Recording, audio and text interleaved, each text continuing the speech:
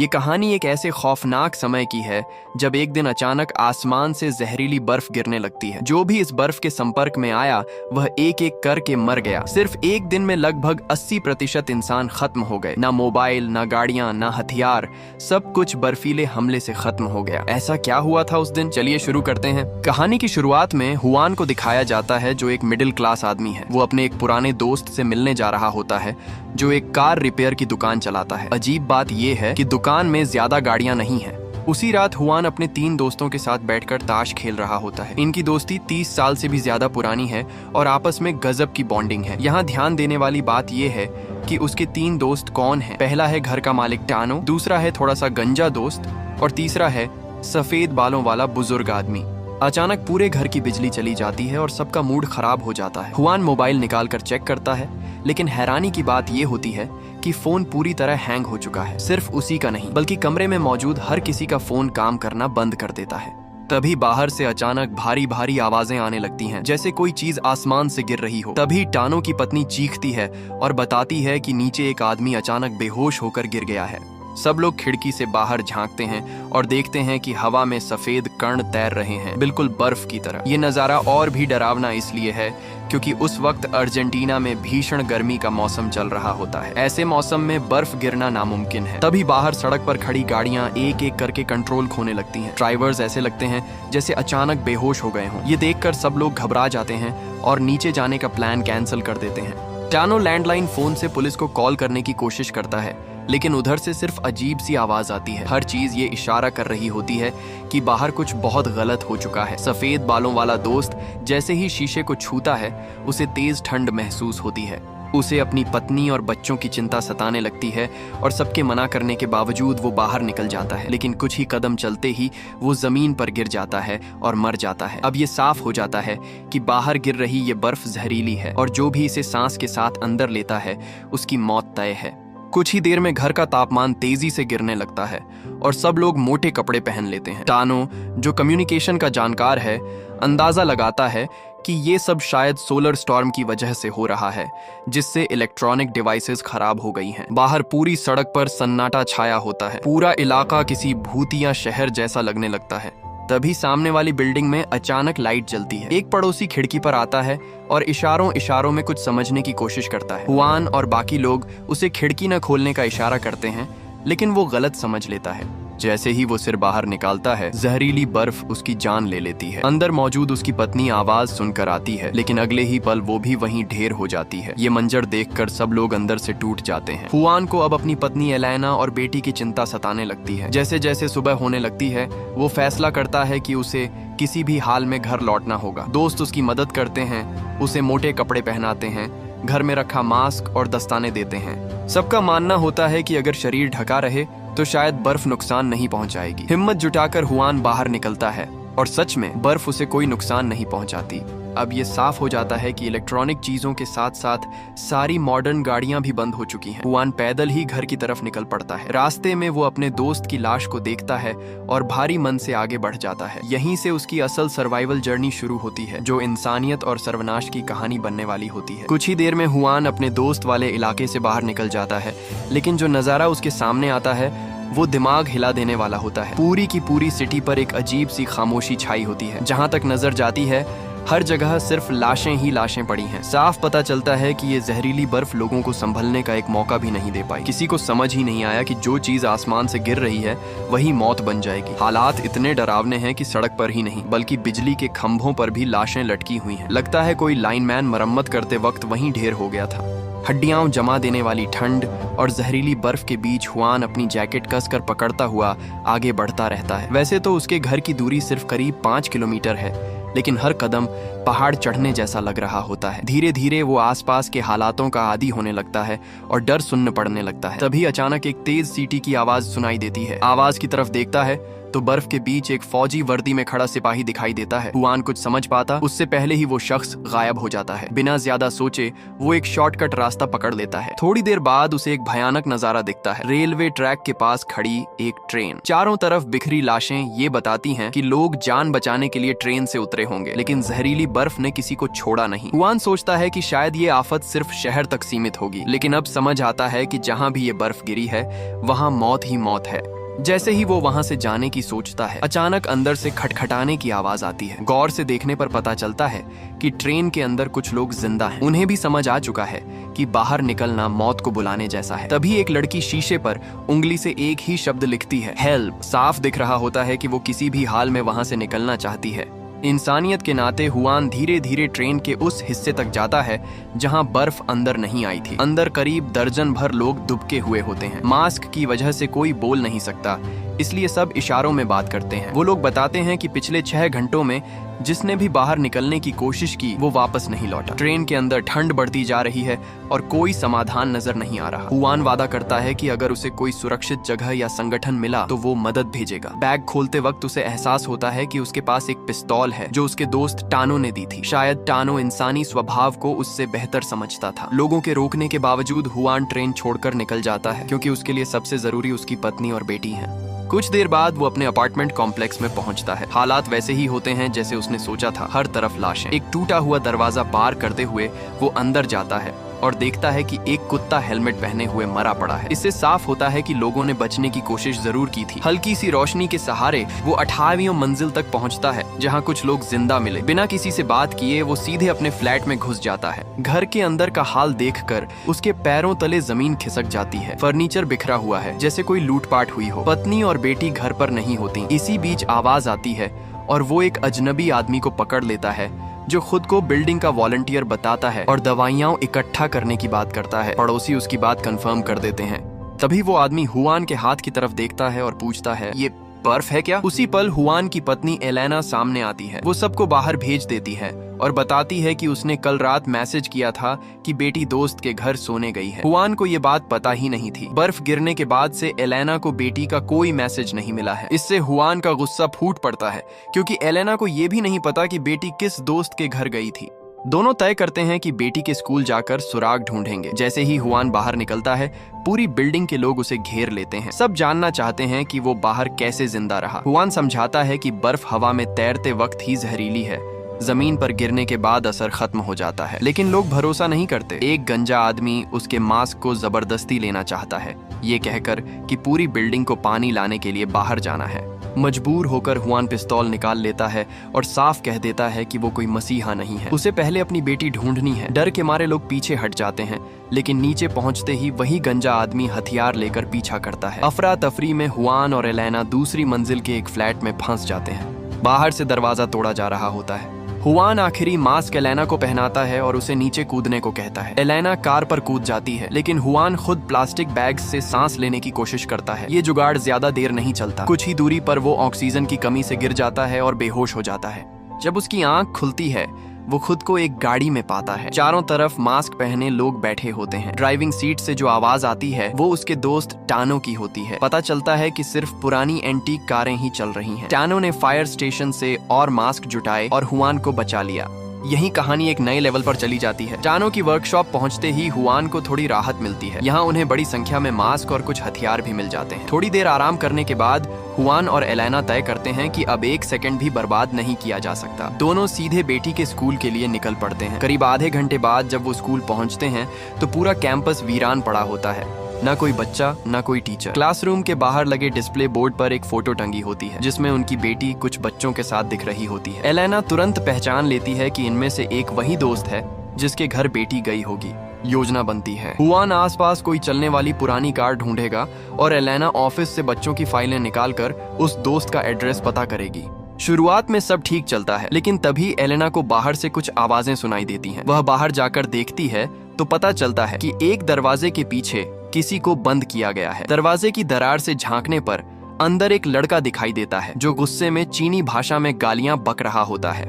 इसी बीच हुआन वापस लौट आता है। एलेना उसे पूरी बात बताती है। हुआन शुरू में इसमें नहीं पढ़ना चाहता, लेकिन एलेना की इंसानियत के आगे वह झुक जाता है। वह एक थप्पड़ मारकर लड़के को शांत करता है। लड़का बताता है कि उसके क्लासमेट्स ने जानबूझकर उसे यहाँ बंद कर दिया था और वह एक दिन एक रात से फंसा हुआ है। हुआन साफ कह देता है कि कोई उसे बचाने नहीं आएगा, क्योंकि बाहर जहरीली बर्फ गिर रही है और लोग बिना जाने मर चुके हैं। लड़का यह सब मानने को तैयार नहीं होता और बाहर निकलकर देखने की कोशिश करता है, लेकिन मैदान में पड़ी लाशें देखकर वह वहीं रुक जाता है। वे सभी वही बच्चे होते हैं जिन्होंने उसे बंद किया था। एलेना उसे पूरी कहानी समझाती है और फिर वह फोटो दिखाती है। लड़का बस एक नजर डालता है और तुरंत पहचान लेता है वह लड़की उसकी बहन है। यह सुनकर हुआन और एलेना को उम्मीद की एक किरण दिखती है। लगता है कि उनकी मदद बेकार नहीं जाएगी। बिना वक्त गंवाए तीनों उस पुरानी गाड़ी में बैठते हैं और सीधे लड़के के घर की तरफ निकल पड़ते हैं। रास्ते में ठंड और सन्नाटा दोनों ओर ज्यादा डरावने लगने लगते हैं। घर पहुंचने पर हुआन लड़के से कहता है कि वह गाड़ी में ही रुका रहे, जबकि वह और एलेना अंदर जाकर किसी को ढूंढते हैं। काफी देर तक दरवाजा खटखटाने पर भी कोई जवाब नहीं मिलता तो हुआन आखिरकार दरवाजा लात मारकर तोड़ देता है। यह देखकर लड़के का दिल बैठ जाता है और उसे कुछ गलत होने का एहसास होने लगता है। हुआन अंदर घुसते ही अपनी बेटी का नाम लेकर आवाज लगाता है, लेकिन पूरा घर खामोश रहता है। वे पीछे के आंगन की ओर जाने वाले गलियारे से गुजरते हैं और वहां का दृश्य देखकर हुआन का दम घुटने लगता है। स्विमिंग पूल के पास 8 लोग अलग अलग हालत में मरे पड़े होते हैं, ज्यादातर डाइनिंग टेबल के आसपास। साफ है कि वे लोग बाहर खाना खा रहे थे। तभी जहरीली बर्फ गिरनी शुरू हुई। हुआन दिल पर पत्थर रखकर लाशों को ध्यान से देखने लगता है। वह एक लड़की का सिर उठाकर देखता है, लेकिन वह न तो उसकी बेटी होती है और न ही वह लड़की जिसे वे ढूंढ रहे थे। उसी पल उसे शक होता है कि शायद लड़के ने उनसे झूठ बोला है, क्योंकि सामने की हकीकत कुछ और ही बता रही थी। एलेना लड़के को संभालती है और उसे शांत करती है। ऐसी स्थिति के लिए वे मानसिक तौर पर पहले से तैयार थे। कुछ देर बाद लड़के को तेज बुखार चढ़ जाता है, शायद लंबे वक्त तक ठंड में फंसे रहने की वजह से। आपस में बात करके हुआन और एलेना तय करते हैं कि वे उसे अपने साथ ले जाएंगे। वैसे भी लड़के ने अभी तक उस सहेली के घर का पूरा पता नहीं बताया था। हुआन अंदर ही अंदर गुस्से में होता है। उसे लगता है कि वह खुद को एक बच्चे के झूठ के सहारे यहाँ तक खिंचवाता चला आया। रास्ते में उन्हें एक मेडिकल स्टोर दिखता है। हुआन तुरंत गाड़ी रोककर बुखार की दवा ढूंढने अंदर जाता है। लड़के से उसे कोई खास लगाव नहीं होता, फिर भी एलेना का दिल अब भी इंसानियत की तरफ झुका रहता है। एलेना लड़के को एक खाली कमरे में सुला देती है और फिर अपने पति के साथ दवाइयां ढूंढने लगती है। तभी मेडिकल स्टोर के सामने वाले दरवाजे पर जोर जोर से दस्तक होने लगती है। बाहर झांकने पर वे देखते हैं कि एक गर्भवती महिला खड़ी है। वह घबराई हुई आवाज में बताती है कि उसका पानी टूट गया है और उसे तुरंत मदद चाहिए। ये देखकर एलेना का दिल पिघल जाता है, लेकिन हुआन अब भी किसी पर भरोसा नहीं करना चाहता। वह मना करता है, लेकिन एलेना उसकी बात सुने बिना दरवाजा खोल देती है। जैसे ही वह महिला अंदर आती है, वह अचानक जोर जोर से हंसने लगती है। ऐसे हालात में अच्छाई का भी अक्सर बुरा नतीजा निकलता है। महिला के साथी तुरंत सामने आ जाते हैं। वे हुआन की गाड़ी की चाबी छीन लेते हैं और उसे और एलेना को एक कमरे में बंद कर देते हैं। किस्मत से तेज बुखार में तड़प रहा लड़का सब कुछ सुन लेता है। जैसे ही लुटेरे गाड़ी लेकर दूर निकल जाते हैं, वह बाहर से दरवाजा खोल देता है।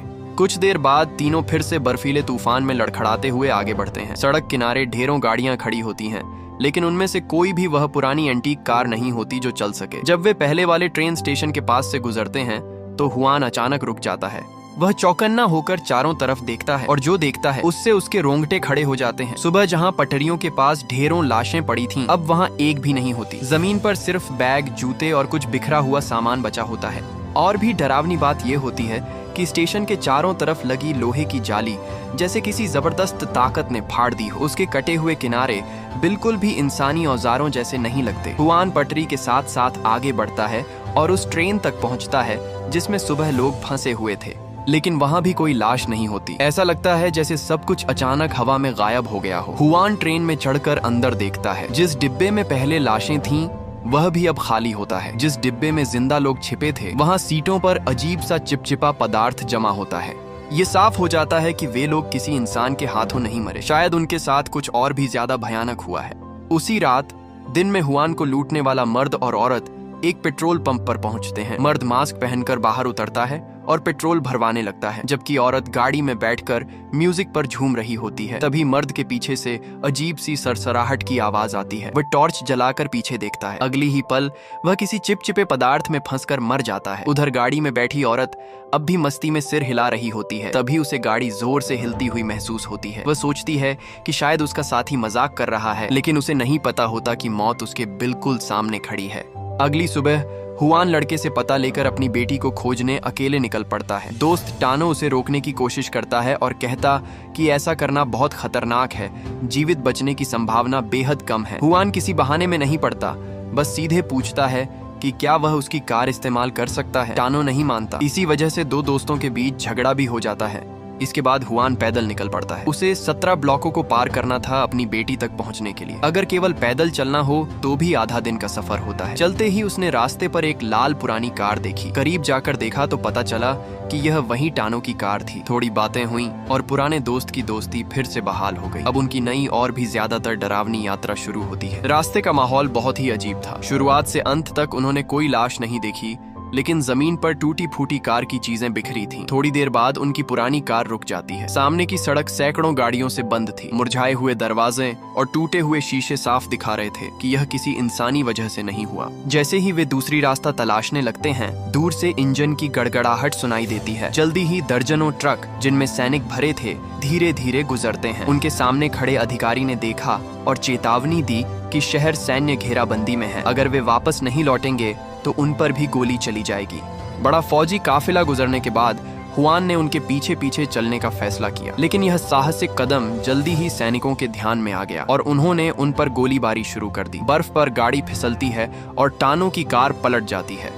इसी बीच पुल के दूसरी तरफ अजीब आवाजें आती हैं। अचानक विशालकाय एलियन कीड़े वहां दिखाई देते हैं। उनकी संख्या इतनी ज्यादा थी कि सैनिक हार मान जाते हैं। एक एक करके वे सैनिकों को पकड़ते हैं और खौफनाक चीखों के बीच उनका शिकार कर लेते हैं। ये कीड़े भली भांति छोटे कारों के बराबर थे। उनके कड़े कवच में इंसानी गोली का कोई असर नहीं होता। हुआन दूर से सब देख रहा था। किसी ने सोचा भी नहीं था कि यह एलियन हमला होगा। कीड़े हटने के बाद हुआन और टानो सावधानी से बाहर निकलते हैं और सैनिकों के गिरे हुए हथियार उठा लेते हैं। वे बर्फीले रास्ते पर आगे बढ़ते हैं। शहर के चौक पर उन्हें बड़े बड़े घोंसले दिखते हैं। सोचने का समय भी नहीं था कि आगे से तेज कीड़ों की आवाज सुनाई देती है। दोनों जल्दी से एक कोने में छिप जाते हैं। जल्दी ही उन्होंने देखा कि एक विशालकाय कीड़ा एक लाश को खींचकर नीचे ले जा रहा है। यह दृश्य देखकर दोनों ओर तेजी से पीछे हटते हैं। हुआन फिसलकर दीवार से टकरा जाता है और आवाज से चारों तरफ का सन्नाटा टूट जाता है। नीचे से कीड़ों की सरसराहट सुनाई देती है। इस खतरे के बीच हुआन ने एक गोली चलाकर कीड़े के सिर को भेद दिया और चमत्कारिक रूप से उसे मार दिया, लेकिन राहत नहीं मिली। जमीन जोर से हिली और पास में एक इंसानी छाया दिखाई दी। हुआन और टानो डर के मारे भागते हैं। पीछे से अजीब आवाजें आती रहती हैं। पता चलता है कि कीड़े अब मृतक कीड़ों को खा रहे हैं। वे पूरी तरह पागल हो चुके थे। वे बर्फ पर बनी हुई निशानों का पीछा करते हुए अंततः एक घड़ी जैसी इमारत यानी चर्च के पास पहुंचते हैं। भारी लोहे के दरवाजे बंद थे। वे जितना भी पीटते हैं कोई जवाब नहीं आता। कीड़े लगभग उनके पास पहुंच ही रहे थे कि ऊपर से अचानक आग का गोला उनके ऊपर फेंका जाता है। ऊपर से देखा तो पता चलता है कि लोग आग उछाल रहे हैं। आग की दीवार ने कीड़ों को थोड़ी देर के लिए रोका। इस बीच हुआन और टानो चर्च में घुसकर सर्पिल सीढ़ियों से एक कमरे तक पहुंचते हैं। वहां 10 से ज्यादा जीवित लोग एकत्र थे। थोड़ी देर आराम करने के बाद किसी ने हुआन को बताया कि ये कीड़े आसमान से आ रहे हैं। अगर वह विश्वास नहीं करता तो ऊपरी मंजिल की खिड़की से देख सकता है। हुआन ने ऊपर देखा और उसके सामने डरावना दृश्य था। रात के अंधेरे में लाल रोशनी के जैसे तारे बादलों से होकर गुजर रहे थे। हर लाल किरण का मतलब था कि और कीड़े आने वाले हैं। तभी हुआन को समझ आता है कि उसकी बेटी के जीवित रहने की संभावना कितनी कम है। कुछ घंटों बाद हुआन को पता चलता है कि वहाँ के लोग जाने की योजना बना रहे थे, क्योंकि खाने की कमी गंभीर हो गई थी। मध्य रात्रि के समय कीड़ों के लौटने के बीच 10-15 लोगों का समूह चुपचाप चर्च से निकलता है। सड़क पर अजीब वातावरण है। आसमान से लाल सितारों जैसी चीजें गिर रही हैं। वे दीवार के पास चलते हुए एक पुल के नीचे पहुंचते हैं। लोगों को एक फटे हुए बस को पार करना था और फिर एक गुप्त रास्ते से आगे बढ़ना था। जैसे ही सभी धीरे धीरे चल रहे थे, अचानक कीड़े हलचल करने लगते हैं। हुआन एक मात्र बेटी की जोड़ी की मदद कर रहा था। तभी वह बस के अंदर फंस जाता है। टूटे हुए खिड़की से देखा तो कुछ विशालकाय कीड़े इधर उधर घूम रहे थे। एक कीड़ा अचानक रुकता है। लगता है कि उसने बस में अपना शिकार देख लिया। इसी खतरनाक वक्त में चर्च में 2 बुजुर्ग अंतिम ताकत लगाकर घंटी बजाते हैं। कीड़े तुरंत अपना ध्यान बदल लेते हैं और बाहर चले जाते हैं। हुआन बस के अंदर सांस रोककर इंतजार करता है। कीड़े चले जाने के बाद वह बाहर निकलता है। हुआन अब पूरी तरह सच को समझ चुका था। एलियंस की यह पूरी योजना इंसानों को खत्म करने और अपनी पकड़ बनाने की थी। उन्होंने देखा कि बर्फ की मौत, शहर की तबाही और बची हुई मानवता का भ्रम सब एलियंस की चाल थी। सेना की मदद से हुआन और उसके दोस्त शहर में सुरक्षित ठिकानों तक पहुंचते हैं। वहां उन्होंने देखा कि कुछ लोग पहले से ही बच गए थे और उन्हें आश्रय मिला था। सेना ने असली संकट और एलियंस के हमले से निपटने के लिए लोगों को व्यवस्थित करना शुरू किया। हुआन की बेटी को भी ट्रेनिंग दी जा रही थी। यह जानकर हुआन का दिल टूट गया। एलियंस अपनी अगली पीढ़ी के सैनिक बना रहे थे। उसने तुरंत योजना बनाई कि वह अपनी बेटी को बचाए और उसे इस ब्रह्मांडीय साजिश से दूर रखे। सेना के ठिकानों से हुई तैयारी के बीच हुआन और उसके दोस्त टानो ने शहर के केंद्र में रेडियो और संचार उपकरण स्थापित किए। यह कदम इसलिए था ताकि पूरे देश के बची हुई मानवता को सुरक्षित स्थानों का पता चल सके। एलियंस ने अब खुले रूप से हमला शुरू कर दिया। विशाल कीड़े और लाल रोशनी के झुंड शहर में गिर रहे थे। हुआन, टानो और सेना के लोग हर तरफ से घिरते हुए भी लड़ते रहे। उन्होंने हथियार उठाए, सुरक्षित मार्ग बनाए और बची हुई मानवता को सुरक्षित ठिकानों तक पहुंचाया। इस बीच हुआन ने देखा कि उसके पुराने दोस्त और साथी जो पहले अलग हो गए थे अब उसकी मदद के लिए वापस आए। उन्होंने मिलकर शहर में फैल रही एलियंस की ताकत को चुनौती दी। कई हथियारों, घोंसलों और बर्फ के जहर का सामना करने के बाद हुआन ने आखिरकार अपनी बेटी को ढूंढ निकाला। उसकी बेटी को बचाना ही अब उसका मुख्य लक्ष्य था। सेना ने शहर में बची हुई मानवता को सुरक्षित स्थानों तक पहुंचाने के लिए कार्य किए। हुआन ने अपनी बेटी को गोद में लिया, उसकी सुरक्षा सुनिश्चित की और देखा कि बचे हुए लोग धीरे धीरे सुरक्षित ठिकानों में जा रहे थे। अंत में हुआन ने समझा कि यह पूरी घटना केवल इंसानों की कमजोरी और एलियंस की रणनीति नहीं थी। यह समाज और मानवता के भीतर की कमजोरियों, विश्वास और संघर्ष का परीक्षण भी था। हुआन और उसके साथी अब नए जीवन की ओर बढ़ते हैं। हालांकि शहर बर्बाद हो चुका था, लेकिन मानवता के कुछ हिस्से बच गए थे। सेना ने बचे लोगों को सुरक्षित स्थानों में रखा और उन्होंने एक नए भविष्य की नींव रखी। हुआन ने अपनी बेटी को गले लगाया और ठानी कि वह उसे कभी भी इस तरह के खतरे में नहीं आने देगा। लेकिन उसकी आंखों में डर और चिंता अभी भी मौजूद थी, क्योंकि उसने देखा कि बर्फ की मौत, एलियंस का हमला और इंसानी सत्ता की कमजोरी एक साथ कितनी खतरनाक साबित हो सकती थी। और यहीं पर हमारी कहानी खत्म हो जाती है। अगर आपको वीडियो अच्छी लगी हो तो वीडियो को लाइक एंड चैनल को सब्सक्राइब जरूर करें। धन्यवाद।